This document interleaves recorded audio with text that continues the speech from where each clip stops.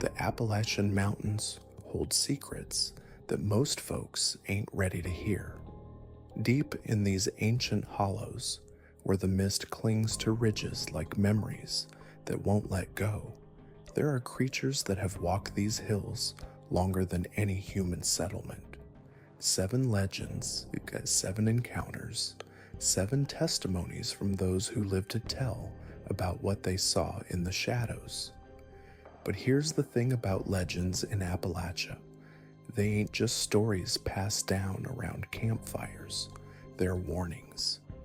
And the people who survived these encounters, well, they carry something in their eyes that changes how you look at the deep woods forever. Now, before we step into these dark hollows where reality gets a little thin, I want you to understand something. These ain't your typical cryptid tales. These are accounts from people who went into the mountains looking for one thing and found something else entirely. Something that's been waiting in the spaces between the trees, in the caves that don't appear on any map, in the silence that falls when even the insects stop their chatter. The first legend comes from the coal mining regions of eastern Kentucky, where the mountains bleed black and the tunnels run deeper than they ought to. Back in 1967, a mining crew working the night shift at the Blackwater mine reported something that the company buried faster than a landslide covers a road. The miners called it the Tunnel Walker, and those who encountered it described a figure that moved through the mine shafts without any light, its footsteps echoing in patterns that didn't match human locomotion. Jimmy Caldwell was working the deep shaft that October night when he heard the footsteps coming from a tunnel that had been sealed off 3 years prior after a collapse killed 2 men. The sound was rhythmic, deliberate, like someone walking with purpose through absolute darkness. Jimmy's helmet light flickered as the steps grew closer, and when he turned toward the sealed entrance, his light died completely. In the pitch black, he heard breathing that wasn't his own, slow and steady, like something that had all the time in the world. The temperature dropped so fast that Jimmy's breath turned to vapor, and he felt something brush past him in the darkness. Not the rough fabric of work clothes, but something smooth and cold that seemed to absorb warmth from his skin. When his light finally flickered back on, footprints in the coal dust led from the sealed tunnel to exactly where he stood, then continued deeper into the active mine. But these weren't boot prints. They were elongated, with what appeared to be claw marks at the tips, and they glowed with a faint phosphorescence that faded as he watched. Jimmy followed those prints deeper into the mine than any human should go, past safety markers and into sections that weren't on the official maps.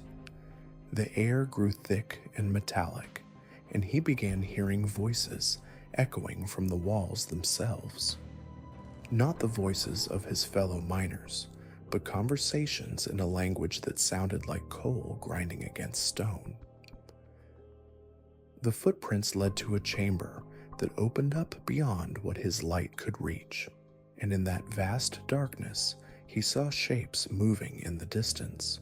Multiple figures, tall and thin, seemed to be working in coordinated patterns, their movements synchronized like a dance. They paid no attention to Jimmy's presence, continuing their mysterious labor in the depths of the mountain. But when one of them turned toward his light, Jimmy saw something that made him understand why the company would later transfer him to a surface job and make him sign papers promising never to speak of what he'd witnessed. The figure's face was human in shape, but wrong in every detail. The skin appeared to be made of the same material as the mine walls, dark and reflective, with veins of something that pulsed with dim light. Its eyes were holes that seemed to extend infinitely into the mountain itself, and when it opened its mouth, the sound that emerged was the exact noise of support beams settling under pressure. Other figures began turning toward Jimmy's light, and he realized there were dozens of them in that chamber, all with the same impossible features. Jimmy ran. He ran through passages that seemed to stretch and contract around him, past familiar markers that appeared in the wrong locations, through air that grew thicker with each breath. When he finally reached the surface, 3 hours had passed, though his watch showed only 20 minutes. The other miners found him sitting by the mine entrance, his hair turned completely white, his clothes covered in coal dust that sparkled with the same phosphorescence he'd seen in the footprints. The company sealed that section of the mine permanently the next week, citing structural concerns. But miners working nearby shafts continued to report the sound of footsteps in sealed areas, and some claimed to see that same faint glow emanating from cracks in the walls. Jimmy Caldwell never spoke publicly about what he saw in the depths, but his family noticed changes in him. He would wake up in the middle of the night, claiming he heard the sound of pickaxes striking stone, and he began drawing detailed maps of mine tunnels that didn't exist, at least not according to any official records. The tunnel walker legend spread through the coal mining communities, whispered in company towns, and passed between crews working the deep shafts. Other miners came forward with similar encounters, all describing the same elongated footprints, the same phosphorescent glow, and the same impossible figures working in chambers that shouldn't exist. The common thread in every account was the sense that these beings had been in the mountains long before humans arrived, and that the mining operations had simply intersected with their ancient domain. What makes this legend particularly unsettling is the consistency of the physical evidence. Multiple mining operations across eastern Kentucky reported similar phosphorescent residue in their deepest shafts, and geological surveys conducted in the 1970s revealed chambers and passages that weren't accounted for in the original mining plans. Some of these spaces extended far deeper into the mountain than any human excavation, suggesting natural formations that had been modified by unknown means. The second legend takes us to the remote forests of western Virginia, where the Cherokee once spoke of areas where the boundary between worlds grew thin. They called these places the listening grounds, and tribal elders warned against entering them during certain phases of the moon. In 1983, a group of hikers encountered what the Cherokee had been warning about for generations, something they came to call the Echo Keeper. Sarah Mitchell was leading a group of experienced backpackers through the Jefferson National Forest when they decided to camp in a clearing that seemed perfect for their needs. The area was sheltered by ancient oaks, had access to fresh water, and offered protection from the wind that had been plaguing them for days. What they didn't know was that this clearing sat at the center of what locals called a sound bowl, a natural formation where acoustic properties created strange effects. As evening approached, the group noticed that their voices carried differently in this location. Words spoken in normal conversation seemed to echo back from the surrounding trees, but with subtle changes in tone and timing. Sarah initially dismissed this as a natural phenomenon, perhaps related to the shape of the clearing or the density of the forest around them. But as darkness fell, the echoes became more pronounced, and began exhibiting properties that defied explanation.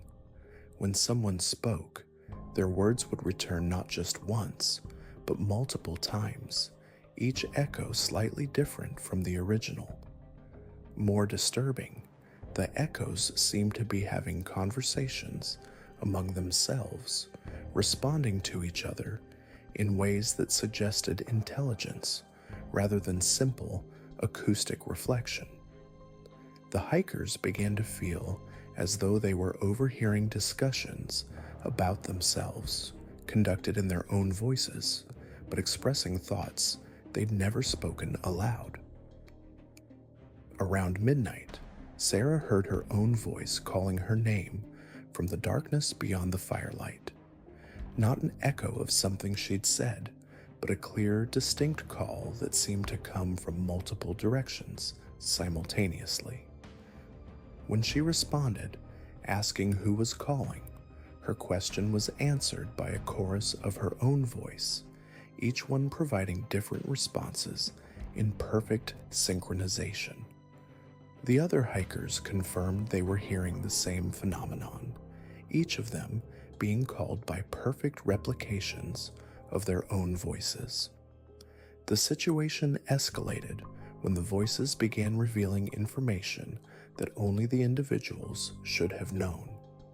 Sarah heard herself discussing childhood memories she'd never shared with anyone, while other members of the group reported hearing their own voices confessing fears and secrets in conversations they'd never had.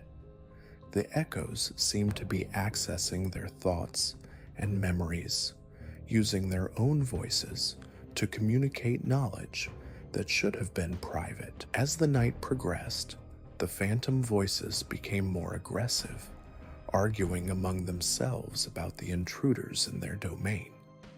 Sarah realized that the echoes weren't just reflecting their words, but were somehow separate entities that had learned to mimic human speech with perfect accuracy. These echo keepers, as she came to think of them, had been collecting voices from travelers who had passed through the area, building a library of human communication that they could access at will.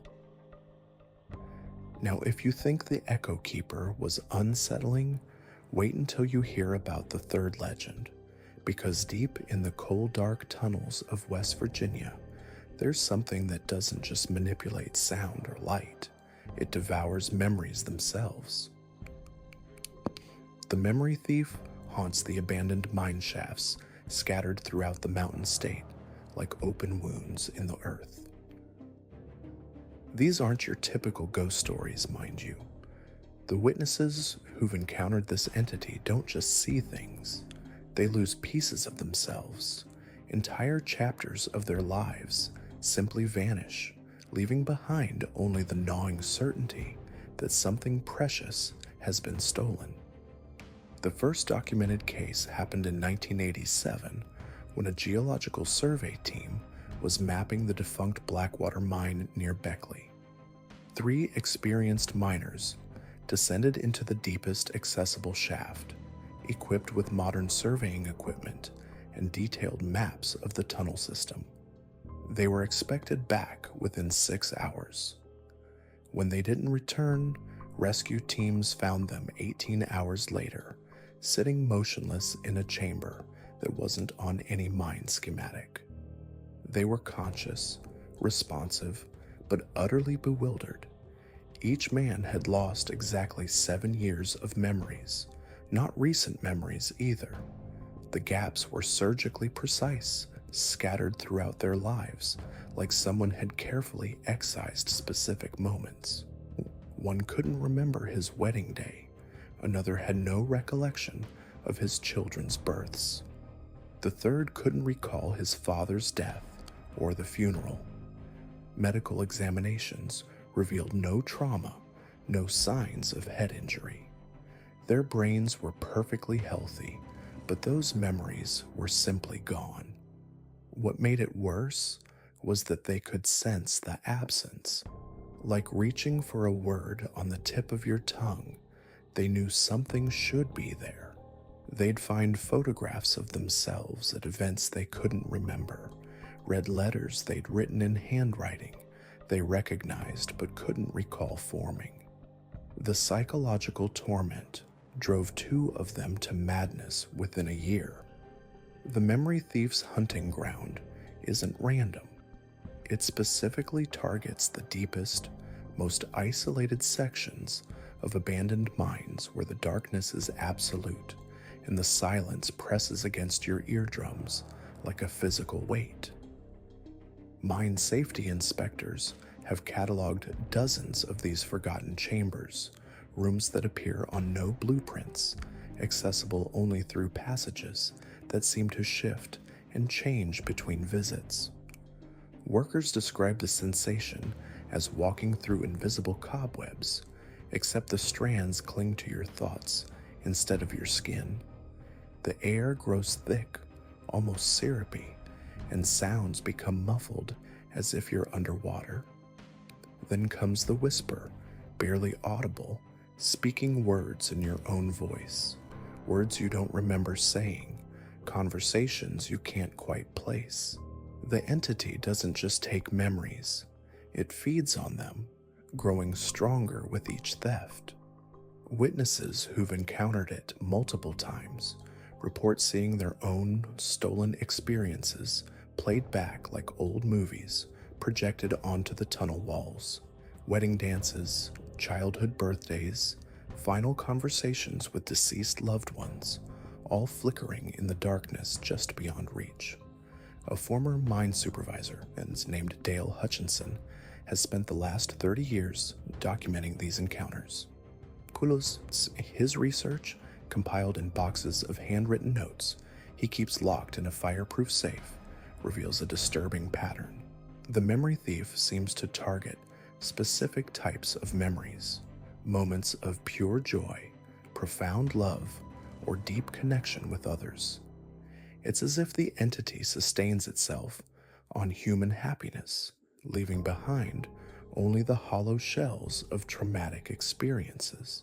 Dale's own encounter happened in 1995 when he was investigating strange reports from the Copperville mine. He descended alone into a shaft that had been sealed since the 1960s, following reports of unauthorized activity. In the deepest chamber, he found evidence that someone had been living there, not recently, but for decades. Makeshift furniture carved from rock, walls covered in scratch marks that formed crude calendars, and most disturbing of all, hundreds of photographs scattered across the floor. The photographs showed families, weddings, children, celebrations spanning decades, but every face had been carefully scratched out, leaving only empty spaces where smiles should have been. Dale realized these weren't just random pictures. They were physical manifestations of stolen memories, the only evidence left of moments that had been completely erased from their owners' minds. As Dale examined the photographs, he began to feel drowsy. His flashlight seemed to dim, though the batteries were fresh. The scratched-out faces in the photographs began to move, turning toward him with hollow, accusing stares. He tried to leave, but the tunnel entrance had vanished. The chamber walls seemed to pulse with their own heartbeat, and whispers filled the air, speaking in dozens of different voices, all saying the same thing: "Remember us." Dale lost consciousness. When he woke, he was outside the mine entrance, his equipment scattered around him. 3 days had passed. He'd lost memories of his daughter's first steps, his wedding night, and the last conversation he'd had with his mother before she died. But unlike other victims, Dale retained something else: the ability to see the stolen memories of others. Now, when he meets someone who's encountered the memory thief, he can see their lost experiences hovering around them like ghostly afterimages. A woman who forgot her son's birth carries the phantom memory like a translucent film over her features. A man who lost his father's funeral walks with the weight of unremembered grief visible in his shadow. The most chilling aspect of Dale's research is the discovery that the memory thief isn't confined to the mines. It's spreading. Recent cases have occurred in natural caves, abandoned buildings, and even deep basements. Anywhere darkness can pool and silence can settle, the entity can manifest. It's as if the original mine chambers were just incubation sites, and now it's ready to hunt in the wider world. Current victims describe increasingly sophisticated encounters. The entity has learned to mimic human voices, calling out names from the darkness, luring people deeper into its territory. It's developed the ability to create false memories, implanting experiences that feel real but serve to confuse and disorient its prey. Some victims report remembering events that never happened, conversations with people they've never met, entire relationships that exist only in their minds. The fourth legend takes us even deeper into the mountains, to a place where the very concept of reality becomes negotiable. High in the remote peaks of eastern Kentucky, where the mist clings to the ridgelines like funeral shrouds, hunters and hikers have reported encounters with something they call the Ridge Walker. This isn't a creature in any conventional sense. It's a phenomenon that challenges everything we understand about the nature of existence itself. The Ridgewalker appears as a human silhouette, always observed from a distance, walking along the highest mountain ridges at dawn or dusk. It moves with purpose, following paths that don't exist, traversing terrain that should be impossible to navigate. What makes it truly terrifying isn't what it does, but what happens to those who try to follow it. Time becomes fluid in the Ridgewalker's presence. Hunters have reported pursuing the figure for what felt like hours, only to discover that days had passed in the outside world. Others experienced the opposite, lengthy conversations with fellow hikers that, according to their watches, lasted only minutes. The entity seems to exist in a different temporal framework, one that occasionally intersects with our own. The most documented case involved a group of experienced mountaineers attempting to summit an unnamed peak in 2003. They spotted the Ridgewalker at sunrise, a lone figure moving across a ridge that their topographic maps showed as impassable. Intrigued, they altered their route to intercept the mysterious hiker. What should have been a 2-hour detour turned into a 3-day nightmare. The terrain kept changing, paths appeared and disappeared, landmarks shifted position. Their GPS equipment showed them simultaneously in multiple locations, sometimes miles apart. When they finally emerged from the mountains, they discovered that according to their families and the Park Service, they'd been missing for 2 weeks. Their supplies, however, were consistent with the 3 days they remembered experiencing.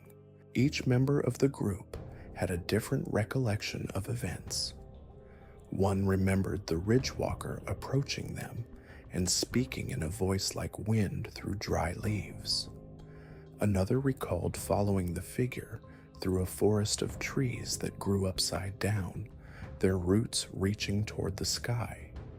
A third remembered climbing a mountain that seemed to extend infinitely upward, with the Ridgewalker always just one ridge ahead, gesturing for them to continue. The Ridgewalker doesn't just manipulate time and space. It seems to exist in multiple realities simultaneously, able to step between different versions of the same location. Witnesses describe following the figure around a bend in the trail, only to find themselves in a landscape that's almost familiar but subtly wrong. The trees are the same species, but arranged differently. The rocks are the same color, but shaped strangely. The sky is the same blue, but the light falls at impossible angles. Local Cherokee legends speak of a similar entity, though their stories are far older than the contemporary sightings. They describe a spirit that walks between worlds, a guardian of the thin places where different realities touch. According to these traditions, the Ridgewalker isn't malevolent, but rather protective, ensuring that mortals don't accidentally stumble into dimensions they're not meant to enter. However, modern encounters suggest the entity's role may be more complex. Some witnesses report that the Ridgewalker appears to be searching for something, its movements following patterns that span decades.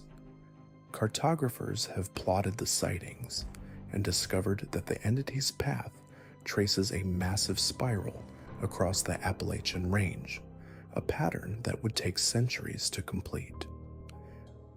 The implications are staggering. If the Ridgewalker is following a predetermined route, mapping some cosmic geography beyond human comprehension, then the random encounters with hikers and hunters might not be random at all. They might be intersections, moments when our reality briefly aligns with the entity's larger purpose.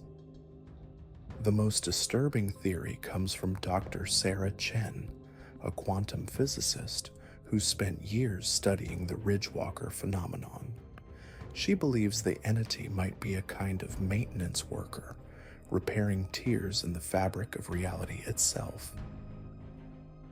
The time distortions, the shifting landscapes, the multiple simultaneous experiences reported by witnesses could be side effects of this cosmic repair work. If Dr. Chen is correct, then the Appalachian Mountains contain weak points in reality, places where the boundaries between dimensions have worn thin. The Ridgewalker's presence might be the only thing preventing these tiers from expanding, potentially allowing entities from other realities to cross into our world. Recent sightings have become more frequent and more intense. The Ridgewalker is now sometimes seen in broad daylight, its silhouette clearer and more defined than ever before. Multiple witnesses have reported seeing not one figure, but several, all moving in formation along different ridges. The implication is that whatever the Ridgewalker has been working to prevent might be accelerating, requiring more intensive intervention. The fifth legend brings us to the deepest, darkest corners of the Appalachian wilderness, where even seasoned woodsmen fear to tread. In the remote forests of eastern Tennessee, where the trees grow so thick that noon looks like twilight, there dwells something that defies every natural law. The locals call it the Hollow Man, though man is a generous description for something that seems to be made of absence itself. The Hollow Man appears as a human-shaped void, a darkness so complete that it seems to absorb light rather than simply blocking it. It doesn't cast shadows because it is shadow, a walking emptiness that moves through the forest with predatory intelligence. But what makes it truly terrifying isn't its appearance, it's what it does to the very concept of existence in its presence. Everything the Hollow Man touches begins to fade, not dying exactly, but losing the essential quality that makes something real. Trees become translucent, their bark and leaves turning ghostly pale before disappearing entirely. Animals flee not from predator instinct, but from a deeper, more primal terror of ceasing to exist. The ground itself becomes uncertain, sometimes solid, sometimes not, as if reality can't decide whether it should be there or not. The first recorded encounter dates back to 1923, when a logging crew working near the Tennessee-North Carolina border reported trees that were unwilling themselves out of existence. The crew foreman, a man named Thomas Brennan, wrote in his journal about finding entire sections of forest that looked like watercolor paintings left in the rain, all their colors bleeding away into nothingness. Brennan described following a trail of increasingly faded trees until he reached a clearing where the very air seemed thin. In the center of this clearing stood a figure that his mind couldn't quite process. It was like looking at a person-shaped hole cut out of the world, he wrote. I could see the forest behind it, but not through it. It was as if the space it occupied had been removed from creation itself. The hollow man turned toward Brennan, and he reported feeling something fundamental drain from his being, not his strength or his memories, but his certainty of his own existence. For a terrifying moment, he questioned whether he was real or just a thought in someone else's mind. The entity began walking toward him, and with each step, Brennan felt himself becoming less solid, less certain, less real. He managed to flee, but the encounter left permanent marks. Brennan's journal entries from after that day show a man struggling with existential terror. He wrote obsessively about the nature of reality, filling page after page with questions about whether anything truly exists or whether everything is just an elaborate illusion. He died 2 years later, found in his cabin, apparently having faded away rather than dying in any conventional sense. The Hollow Man's influence extends beyond direct encounters. The forest around its territory exhibits what researchers call reality decay.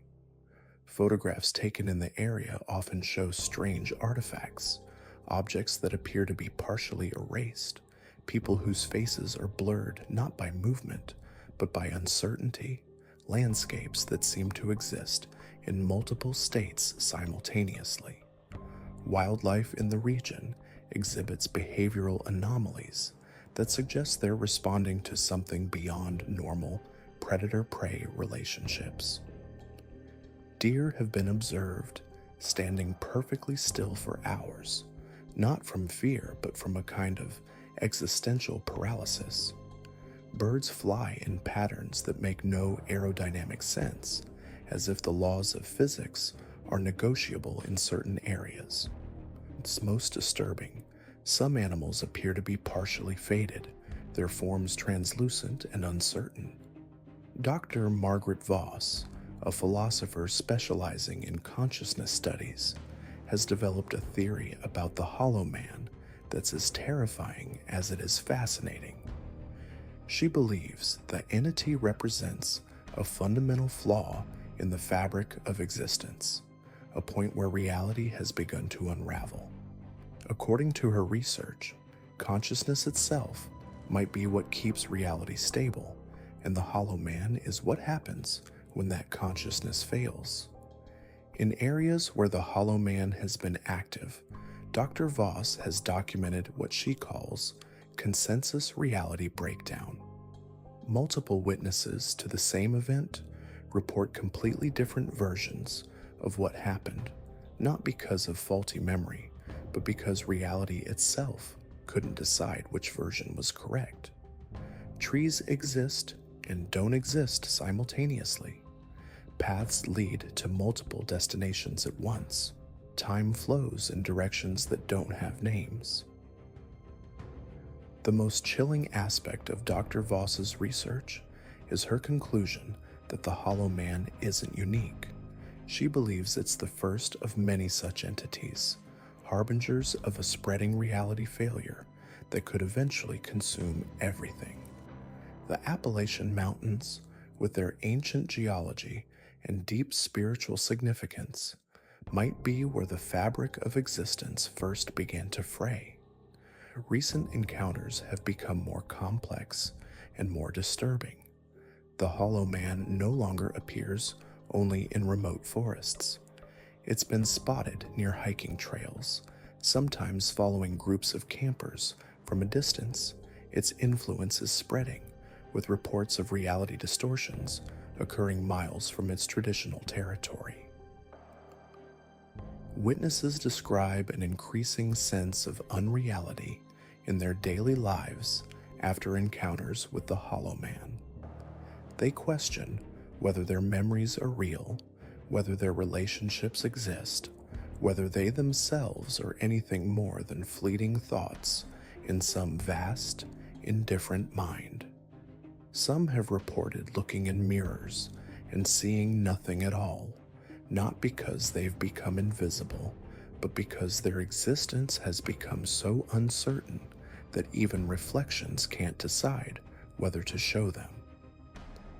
The Hollow Man represents something more terrifying than death. The possibility that existence itself is fragile, that reality is held together by nothing more than collective agreement, and that agreement can be broken. In the deepest parts of the Appalachian wilderness, where human presence is minimal and the old ways of thinking about the world still hold sway, that agreement is already beginning to fail.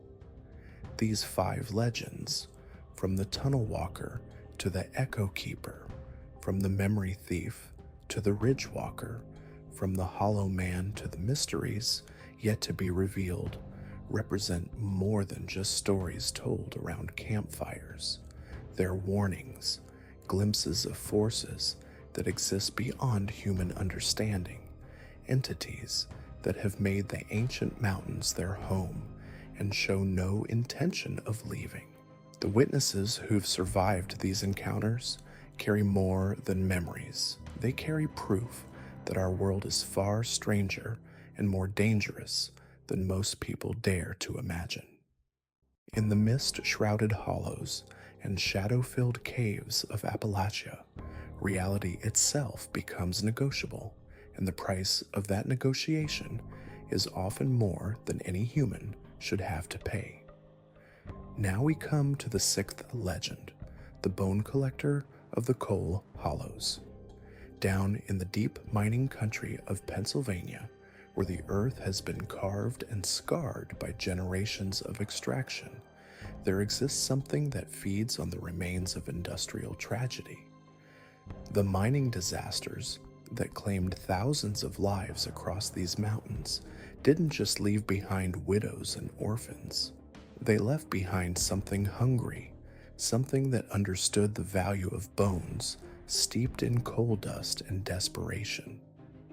Miners started reporting the disturbances in the 1920s, decades after the great cave-ins and explosions had stopped making headlines. Tools would disappear from work sites overnight. Not valuable equipment that thieves might steal, but personal items. A miner's lunch pail, worn smooth by calloused hands, a lucky penny kept in a breast pocket. Wedding rings slipped off fingers swollen from years of underground labor. These objects would vanish from locked tool sheds and secured compounds, only to reappear days later, arranged in precise patterns around abandoned mine shafts. The patterns themselves defied explanation. Geometric arrangements that seemed to follow some internal logic, as if the objects were being used as components in a larger design. Investigators found these displays scattered across dozens of mining sites, always positioned near the entrance to sealed tunnels where men had died. The objects were never damaged, never dirty, despite being left exposed to the elements. They appeared freshly cleaned, polished to an unnatural shine that reflected light in ways that made photographers' equipment malfunction. But the bone collector wasn't content with mere objects. Miners working night shifts began reporting encounters with something that moved through the darkness between the mine buildings. They described a figure that seemed to be composed of shadows and coal dust, shifting and reforming as it moved. Most disturbing were the sounds it made: the scraping of metal against stone, the whisper of fabric against rough surfaces, and underneath it all, a rhythmic tapping that matched the cadence of pickaxes striking coal faces. The entity appeared to be searching for something specific.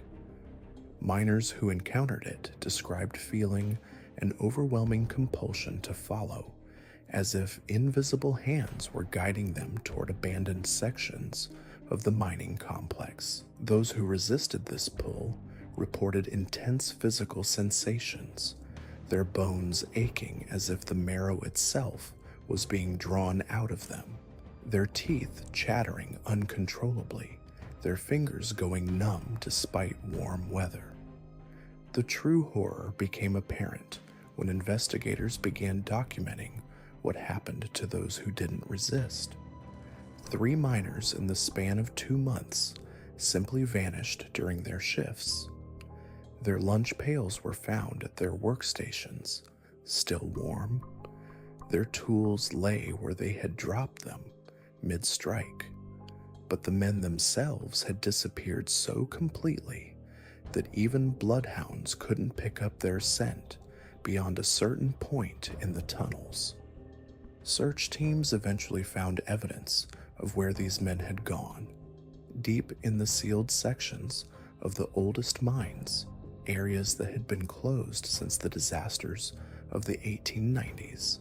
They discovered chambers that defied the original mining plans, spaces that shouldn't exist, carved with tools that left marks unlike any equipment the mining company had ever used. The walls of these chambers were covered in intricate patterns, etched directly into the coal seams with a precision that suggested inhuman patience. More disturbing were the arrangements found in these hidden chambers.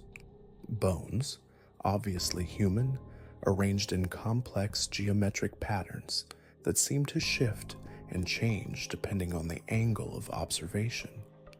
The bones themselves showed signs of having been carefully cleaned and polished, but they retained an unusual weight, as if they had absorbed something from the coal around them. When investigators attempted to remove these remains for proper burial, they found that the bones had somehow fused with the coal seams, becoming part of the mountain itself. The miners who discovered these chambers reported that the bones seemed to hum with a low-frequency vibration that they could feel in their chests. Recording equipment placed in these areas captured sounds that acoustics experts described as impossible. The echo of pickaxes striking stone, the rumble of mine cars on tracks, the voices of men calling to each other in the darkness. But these sounds were layered, as if dozens of shifts were occurring simultaneously in the same space. Medical examinations of the miners who spent time in these chambers revealed disturbing changes. Their bone density increased dramatically, far beyond normal human ranges. X-rays showed unusual patterns in their skeletal structure, as if their bones were developing internal geometries that shouldn't exist in living tissue. Most concerning was the discovery that their bone marrow had changed color, taking on the deep black of coal dust, despite the miners having worked in completely sealed environments. The bone collectors' influence extended beyond the immediate mining sites. Families of miners began reporting strange occurrences in their homes. Children would wake up to find their toys rearranged in the same geometric patterns discovered in the abandoned chambers. Family photographs would disappear from frames, only to be found buried in the backyard, arranged around small piles of coal that no one remembered placing there. Perhaps most disturbing were the dreams. Miners and their families reported identical nightmares. walking through endless underground passages where the walls pulsed with that same rhythmic tapping, following a figure that stayed just beyond the reach of their lantern light. In these dreams, they would eventually come to a vast chamber where hundreds of miners worked in perfect silence, their movements synchronized, their tools striking the coalface in unison. The dreamers would realize that these were the men who had died in the disasters, still working, still mining, still feeding whatever hunger the bone collector represented. The pattern of disappearances continued for decades, always following the same methodology. Miners would vanish during night shifts, leaving behind only their personal effects and the lingering scent of coal dust in areas where no coal had been disturbed. The mining companies learned to avoid investigating too deeply, quietly transferring operations away from the affected sites and sealing the entrances with concrete barriers that somehow developed cracks within weeks of installation. Modern attempts to study the phenomenon have yielded little concrete evidence. The chambers discovered by earlier investigators are now inaccessible, either collapsed or sealed so thoroughly that even industrial equipment cannot breach them. But the effects continue.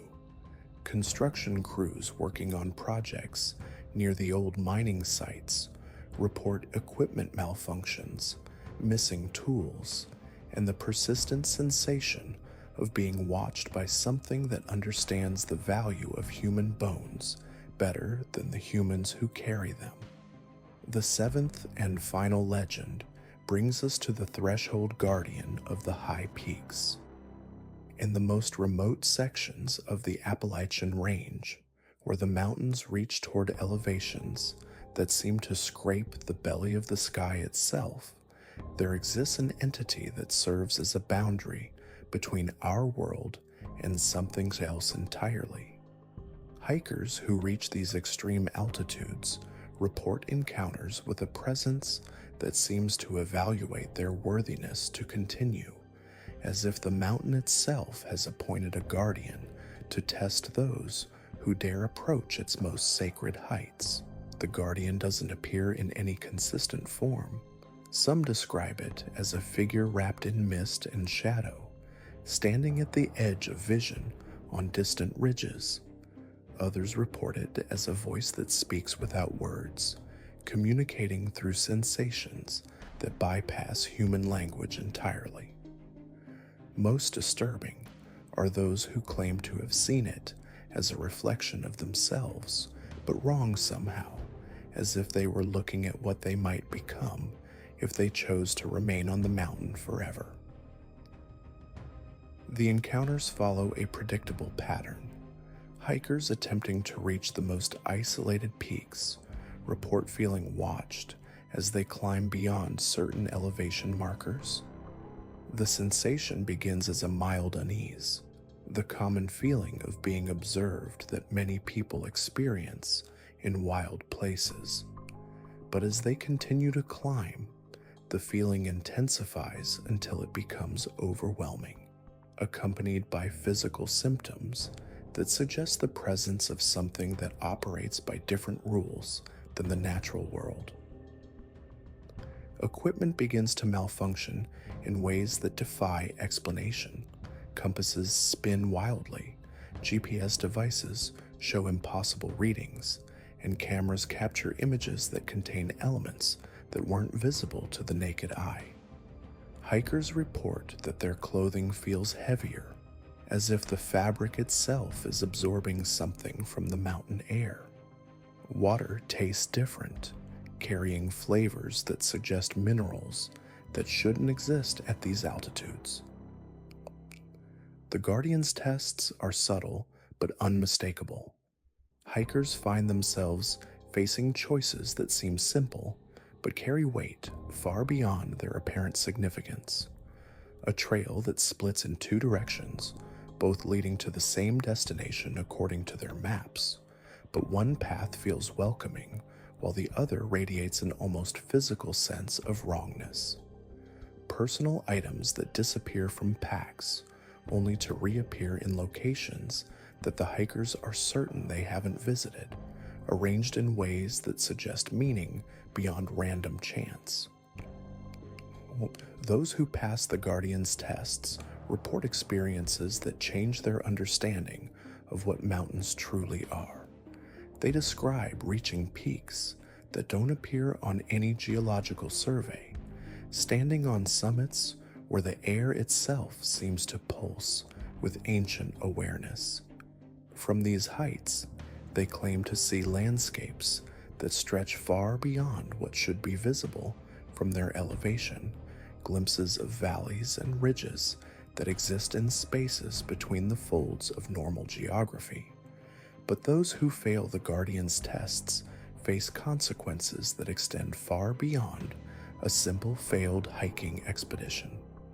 They become lost in ways that GPS technology cannot explain, finding themselves on trails that lead in circles despite appearing to climb steadily upward. Their food supplies dwindle faster than consumption should allow, as if the mountain itself is drawing sustenance from their provisions. Most disturbing, they report that their own reflections in still water begin to show subtle changes, as if something is slowly replacing them from within. The Guardian's influence extends to the very fabric of reality in these high places. Hikers report temporal anomalies, watches that run backward, days that seem to last longer than 24 hours, seasons that change without warning. Some climbers have emerged from multi-day expeditions to find that weeks have passed in the outside world, while others have returned from week-long trips to discover that only hours have elapsed since their departure. The most profound encounters occur when hikers choose to remain on the mountain despite the Guardian's warnings. These individuals report a gradual transformation in their perception of reality. The boundaries between themselves and the mountain begin to blur. They find themselves understanding the language of wind through stone, the conversations of water flowing through hidden channels, the slow thoughts of trees that have grown in the thin air for centuries. But this understanding comes with a price. Those who stay too long in the Guardian's domain find it increasingly difficult to return to lower elevations. The thick air of the valleys feels suffocating, the noise of human civilization becomes painful, and the flat geometry of human-built structures seems somehow offensive to eyes that have adapted to the organic curves of mountain landscapes.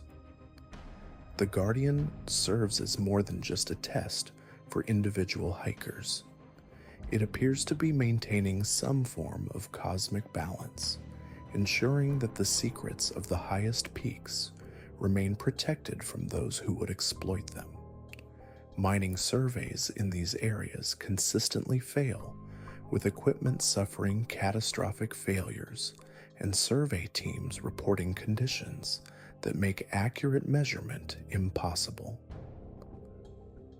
Government agencies have attempted to establish research stations at these elevations, but the installations are invariably abandoned within months, their personnel citing equipment failures and psychological stress that makes continued work impossible. These 7 legends represent more than mere folklore or local superstition. They point to something fundamental about the nature of the Appalachian Mountains themselves, suggesting that these ancient peaks harbor forces that operate by rules far older than human civilization. The survivors of encounters with these entities share common elements in their accounts: a sense that they have glimpsed the true nature of reality, an understanding that the natural world contains intelligences that dwarf human comprehension, and a persistent awareness that they have been changed by their experiences in ways that may never fully manifest. The mountains themselves seem to be alive in ways that science cannot yet measure or understand. They respond to human presence, they test those who venture into their depths, and they maintain boundaries that serve purposes beyond human comprehension. Whether these entities are guardians, predators, or something else entirely, they represent a reminder that there are still places in this world where human understanding reaches its limits, where the very fabric of reality becomes thin enough to allow glimpses of what lies beyond. For those who choose to venture into these remote places, the legends serve as both warning and invitation. They remind us that the wilderness is not merely the absence of civilization, but the presence of something far older and more complex than anything human society has created. The Appalachian Mountains have witnessed the rise and fall of countless civilizations, have absorbed the dreams and nightmares of generations, and have become something more than simple geology and biology can explain.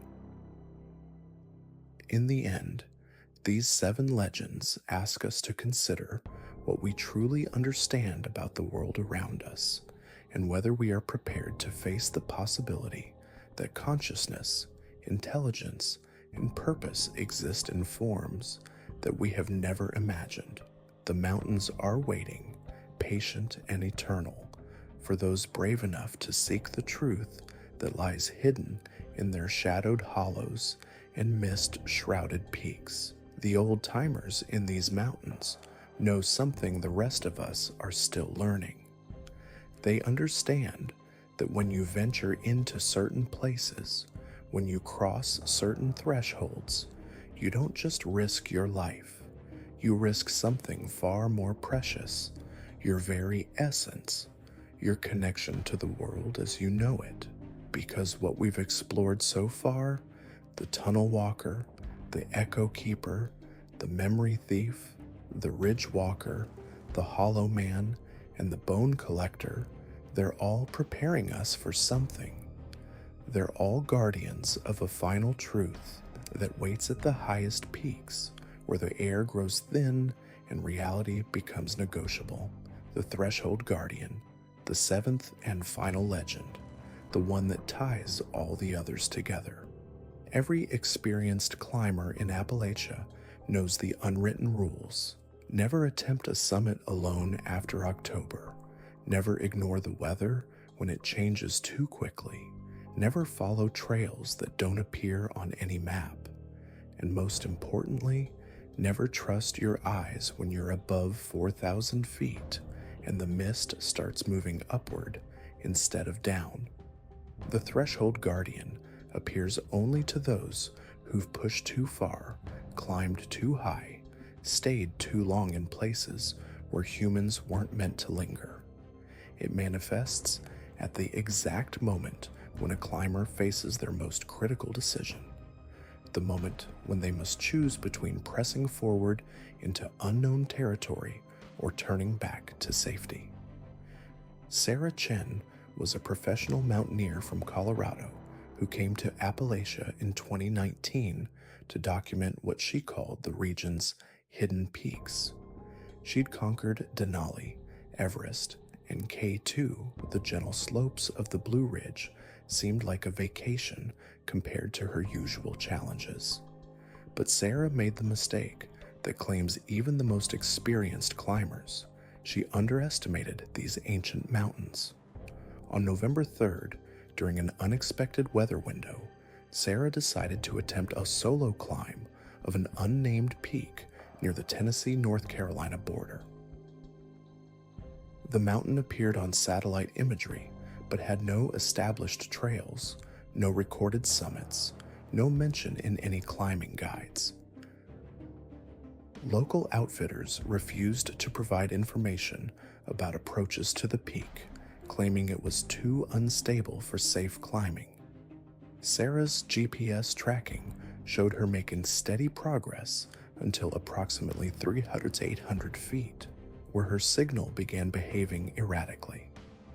The device recorded her moving in impossible patterns, sometimes showing her at multiple elevations simultaneously. Her emergency beacon activated 17 times over the course of 6 hours, each time from a different location, before going completely silent. The search team that found her 3 days later discovered something that challenged every assumption about time, space, and human endurance. Sarah was located at the base of the mountain, exactly where she'd begun her climb, sitting calmly against a tree with her equipment neatly arranged around her. She appeared physically unharmed, but claimed to have successfully summited the peak, descended, and been waiting for rescue for less than an hour. Her camera contained over 400 photographs that defied explanation. Images of landscapes that didn't exist on any map. Shots of the sunrise from angles that would require her to be floating in midair. Pictures of herself taken from impossible distances, as if someone else had been present to operate the camera. Most disturbing were the final dozen images, showing Sarah apparently having conversations with empty air, her expressions ranging from confusion to terror to something resembling acceptance. The timestamp data revealed that these photographs were taken over the course of several weeks, despite Sarah having been missing for only 3 days. Some images showed her in different weather conditions, wearing different clothing, appearing to age, and then somehow reverse the aging process. In one photograph, she appeared to be decades older, her hair completely white. In the next, she looked exactly as she had when she'd begun the climb. But it was Sarah's account of her experience that truly revealed the nature of the Threshold Guardian. She described reaching the summit after what felt like days of climbing, only to find herself standing on a peak that existed in multiple dimensions simultaneously.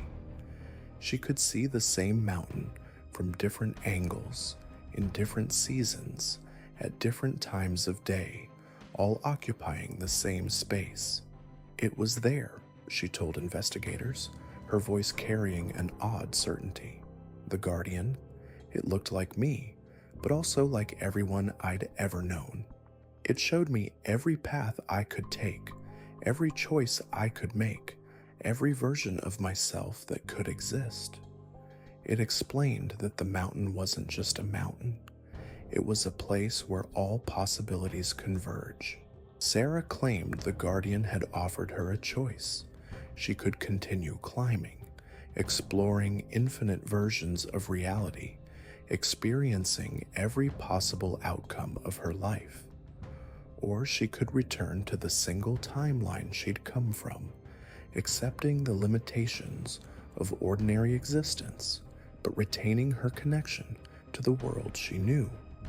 The others, she said, referring to the previous 6 entities, they're not separate beings.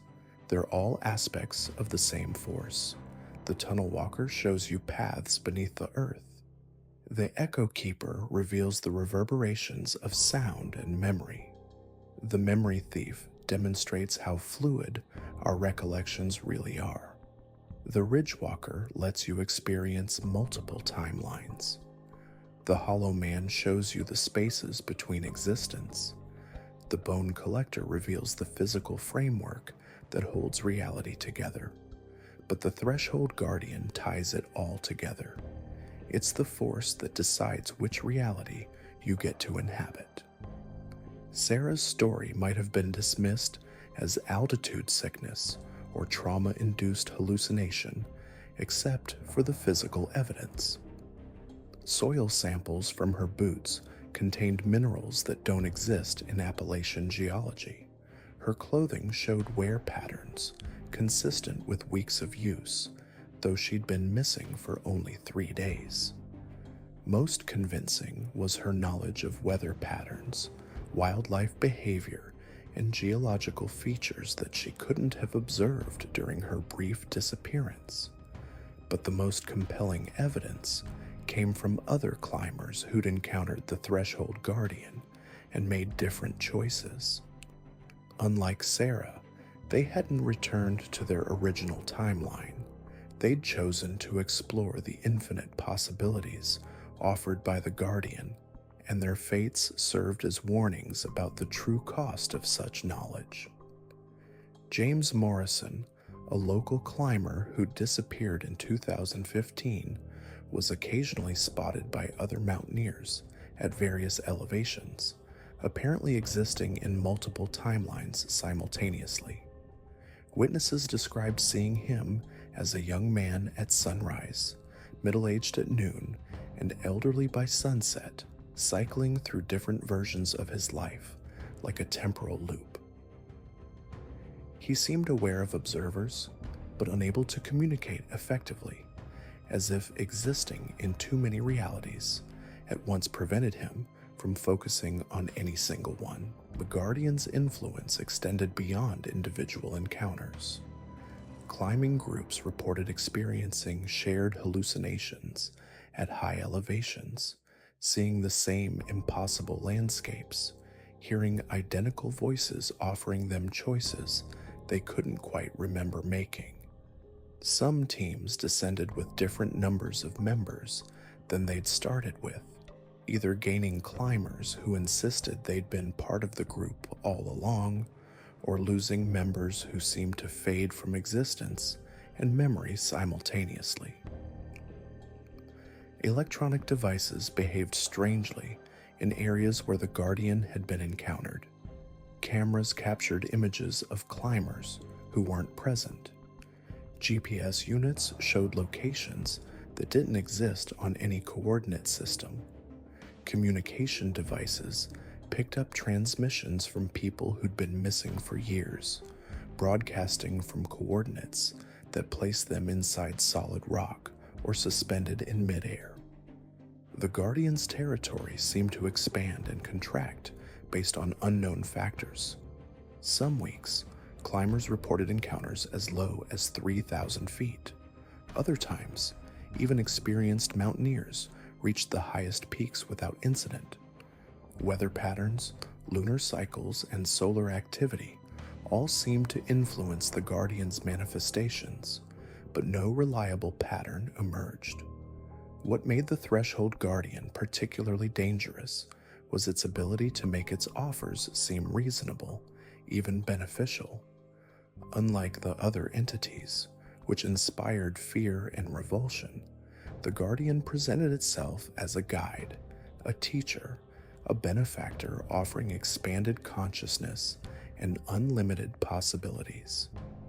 Climbers who encountered it described feeling an overwhelming sense of opportunity, as if they were being offered the chance to transcend human limitations. But those who accepted the Guardian's offer discovered that infinite possibilities came with infinite consequences. They found themselves unstuck from linear time, experiencing all potential versions of their lives simultaneously. They gained access to knowledge and experiences beyond human comprehension, but lost the ability to exist meaningfully in any single reality. The Guardian's influence rippled outward from its mountain encounters, affecting families, communities, and even the landscape itself. Towns near Guardian sightings reported unusual phenomena: children born with impossible memories, adults aging at different rates, buildings that appeared and disappeared based on who was looking at them. The boundary between what was real and what was possible became increasingly blurred.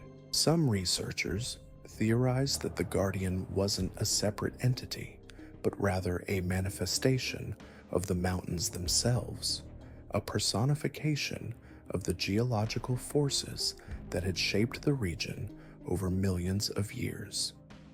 The Appalachians, Being among the world's oldest mountain ranges, had accumulated enormous temporal and dimensional energy, creating thin spots where multiple realities intersected. Others believed the guardian was connected to the indigenous peoples who'd inhabited these mountains for thousands of years, a remnant of spiritual practices that had recognized and worked with the fluid nature of reality in these high places. Archaeological evidence suggested that certain peaks had been considered sacred, accessible only to those prepared for profound spiritual transformation. The guardian's ultimate nature remained mysterious, but its purpose seemed clear: to test whether humans could handle the responsibility of expanded consciousness. Those who passed the test, like Sarah, returned to their original timeline with new understanding, but retained their connection to ordinary reality.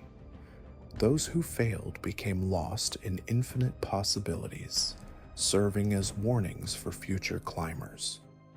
The 7 legends of Appalachian creatures formed a complete system, each entity representing a different aspect of the hidden forces that shaped reality in these ancient mountains. The tunnel walker revealed the depths beneath human awareness. The echo keeper showed the power of sound and memory.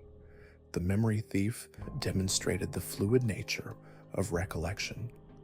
The ridge walker unveiled the multiplicity of timelines. The hollow man exposed the spaces between existence. The bone collector manifested the physical structures underlying reality, and the threshold guardian offered the ultimate choice: remain safely within the boundaries of ordinary existence, or risk everything to explore the infinite possibilities that lay beyond. For those who survived encounters with these entities, the experience served as both warning and invitation. They'd glimpsed the true nature of reality, discovered that the world was far stranger and more malleable than they'd imagined. They'd learned that consciousness itself might be the key to understanding the universe's deepest mysteries. But they'd also learned that such knowledge came with a price. The mountains demanded respect, preparation, and humility from those who sought to explore their secrets. They required climbers to confront not just physical challenges, but fundamental questions about the nature of existence itself. The 7 legends persist because they represent truths that transcend individual experience. They remind us that the universe is far more mysterious than our everyday experience suggests, that reality itself might be more fluid and negotiable than we assume. They challenge us to consider whether our limited perspective might be protecting us from knowledge we're not ready to handle. And they serve as invitations for those brave enough to venture into the unknown, to climb beyond the boundaries of ordinary experience, to face the entities that guard the thresholds between worlds. For in these ancient mountains, where time moves differently and possibilities multiply like mist, the greatest discoveries await those willing to risk everything for the chance to understand the true nature of existence. The mountains are waiting, the entities are watching, and the choice, as always, remains yours. The mountains keep their secrets well, but they always demand payment for the knowledge they share. These 7 legends aren't just stories whispered around campfires. They're warnings carved into the very soul of Appalachia by those who walked too deep into the mist and returned forever changed. Whether you believe in the creatures lurking beyond the tree line or dismiss them as mountain folklore, remember this: in these ancient hollows, where time moves differently and shadows have their own will, respect is the only currency that matters. The next time you find yourself alone in the Appalachian wilderness, and feel that familiar chill crawling up your spine, trust that instinct and turn back, because some encounters are meant to remain legends, and some prices are far too steep to pay